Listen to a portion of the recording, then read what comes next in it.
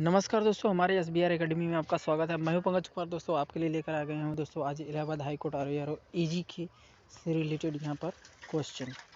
तो चलिए यहां पर वीडियो को बिना देरी किए शुरू करता हूं। दोस्तों इलाहाबाद हाई कोर्ट आर का एग्जाम हो रहा है और होने वाला है, जो कि बाकी सभी एग्जामों में यहाँ पर दोस्तों यूपी जीके से भी आपका करंट क्वेश्चन पूछा जा रहा है। तो मैं उन्हीं से रिलेटेड आपके वीडियो लेकर आ गया हूँ। तो चलिए यहाँ पर वीडियो को बिना देरी के शुरू करते हैं।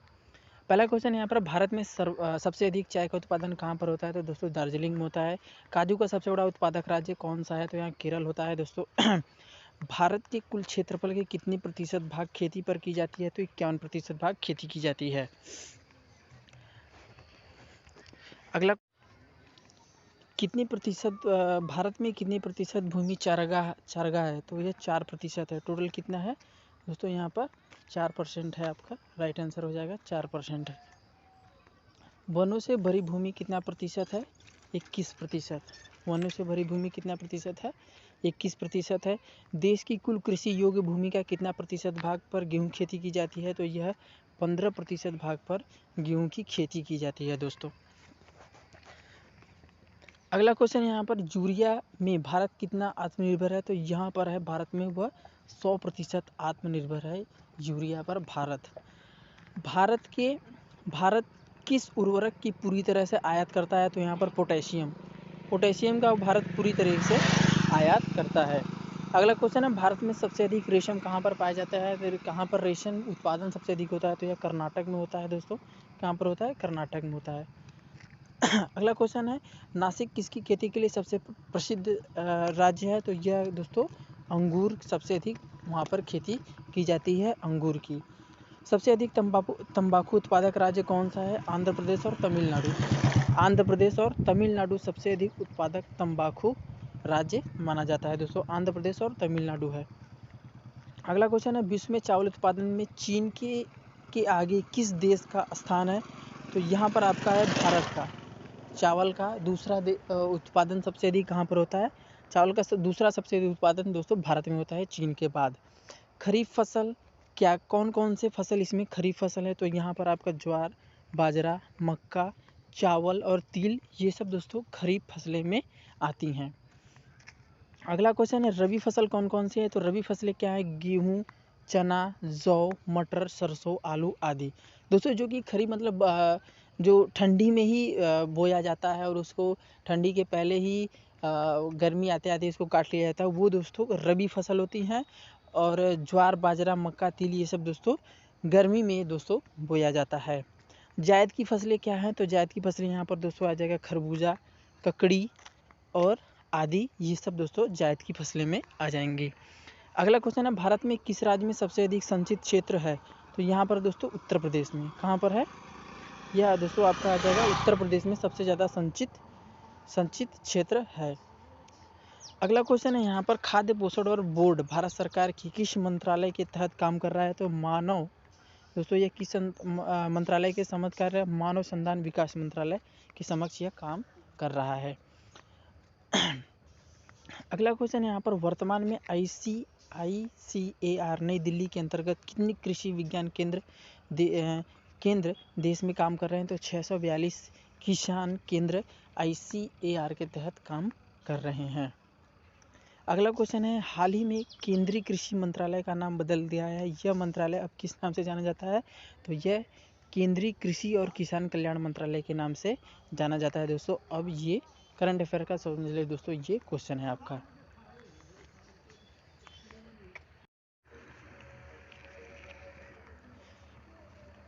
बोरलॉग पुरस्कार किस वैज्ञानिक क्षेत्र में दिया जाता है? तो यह कृषि वैज्ञानिक क्षेत्र में दिया जाता है।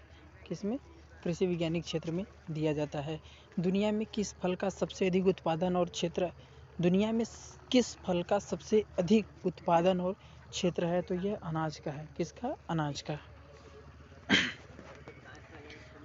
सोयाबीन में तेल की कितनी प्रतिशत मात्रा पाई जाती है? तो 20 से 22% सोयाबीन में तेल की मात्रा पाया जाता है। सोयाबीन में तेल की मात्रा कितना? 20 से 22% पाया जाता है। 22 से।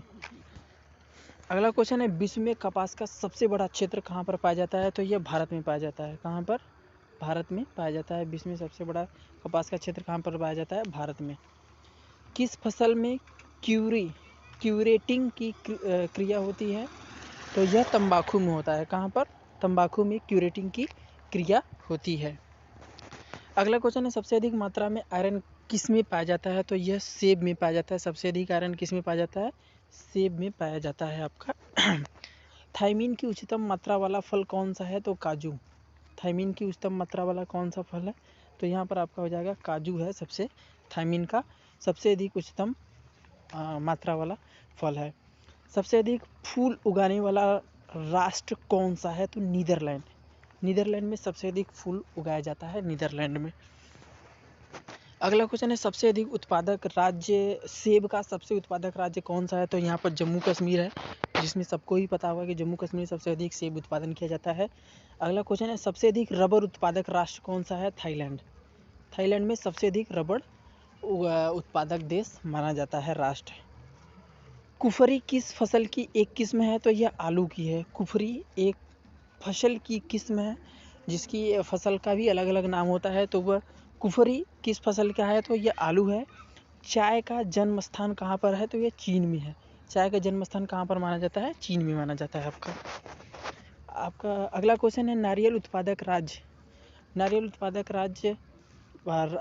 उत्पादक राष्ट्रों में भारत का कौन सा स्थान है?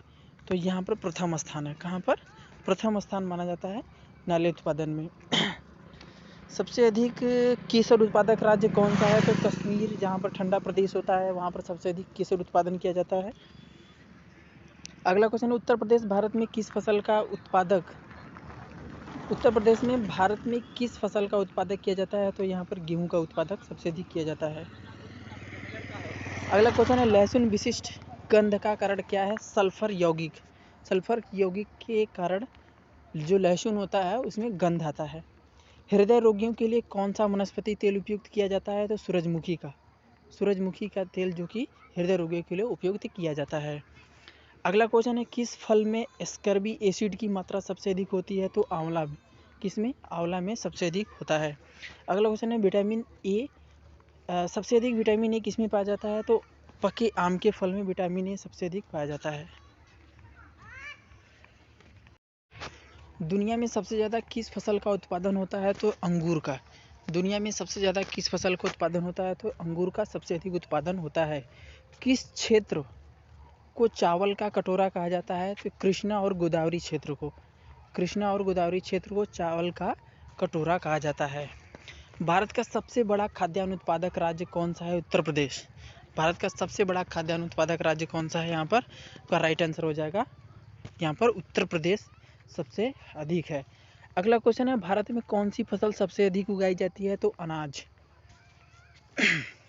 अगला क्वेश्चन है, हरित क्रांति का जनक किसे माना जाता है? तो हरित क्रांति का जनक डॉक्टर एस स्वामीनाथन को माना जाता है। डॉक्टर एस स्वामीनाथन को माना जाता है। अगला क्वेश्चन है, हरित क्रांति का मुख्य उद्देश्य क्या था? खाद्य और आत्मनिर्भर लाना। खाद्य और उत्पादन में आत्मनिर्भर लाना था सबसे हरित क्रांति का मुख्य उद्देश्य। अगला क्वेश्चन है, हरित क्रांति का जनक किसे माना जाता है? तो यहाँ पर फिर से रिपीट हो जा रहा है question, doctor S Radhe Swaminathan को माना जाता है। हरित क्रांति का मुख्य उद्देश्य खाद्य उत्पादन और आत्मनिर्भरता है। अगला क्वेश्चन है, भारत में हरित क्रांति कब शुरू हुई थी? तो यह 1967 से लेकर 1968 तक चला था। यह 1967 से 1968 तक। हरित क्रांति किस फसल पर सर्वाधिक उपयोगी होता है? तो गेहूं और चावल पर होता है। कहाँ पर? गेहूं और चावल पर होता है। किस राज्य को भारत का अन्न भंडार कहा जाता है? तो पंजाब को कहा जाता है। किसको? पंजाब को कहा जाता है भारत का अन्न भंडार। सब्जी उत्पादन में भारत का कौन सा स्थान है? तो यह दूसरा स्थान है। सब्जी उत्पादन में भारत का कौन सा स्थान है? दूसरा स्थान है। फलों के उत्पादन में भारत का कौन सा स्थान है? दूसरा स्थान है। नीली क्रांति किस उद्योग से संबंधित है? तो यह मत्स्य उद्योग से संबंधित है।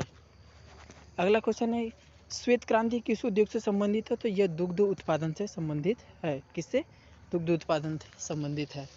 तो दोस्तों, ये था आज का हमारा कुछ क्वेश्चन जो कि एग्रीकल्चर आरओ के एग्ज़ाम में, इलाहाबाद हाईकोर्ट आरओ के एग्ज़ाम में जो कि पूछा जाएगा। इसमें से क्वेश्चन जो कि आप ज़रूर इसको देख लीजिएगा और पढ़ लीजिएगा, रिवीजन कर लीजिएगा एक बार, ज़रूर से ज़रूर आपका क्वेश्चन इसमें से फंसेगा। यदि दोस्तों वीडियो ये आपको अच्छा लगा हो तो मेरे चैनल को सब्सक्राइब जरूर करिएगा। मिलते हैं नेक्स्ट वीडियो में, तब तक के लिए जय हिंद, जय भारत।